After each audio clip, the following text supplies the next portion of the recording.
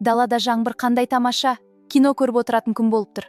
Айтпақшы маңа Айдос нөмерімді алып қалып еді, жазар мекен. Былай жөні дұрыс жігіт секілді. Сәлем, қалайсың? Сәлем, бұл кім екен? Мен ғой Айдос, жүгірде кездескен жігіт. Ертең кездесек қалай қарайсың? Жақсы. Жақсы, онда ертең 19-ілде сені алып кетемін. Жақсы. Ертең не киіп барсам болады екен? Бұрын өзіме қарамағандықтан дұрыс киім таңдамаппын. Заказ беру керек. 2 ай қалған демалысында бітті, енді оқуға барум керек.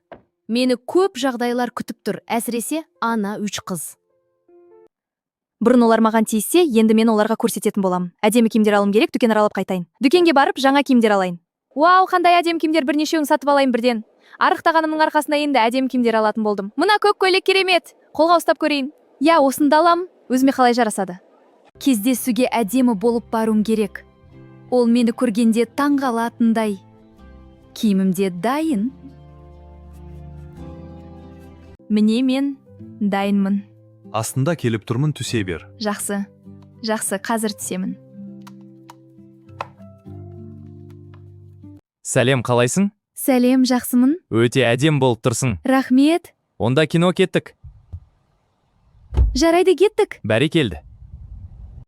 Қалай ұнап жатыр ма саған? Я, ұнап жатыр. Жақсы мультфильмеге екеуміз де ересек болсақ та мультфильмге қызығады екенбіз. Иә, бір-бірімізге ұқсайтын жерлеріміз көп екен.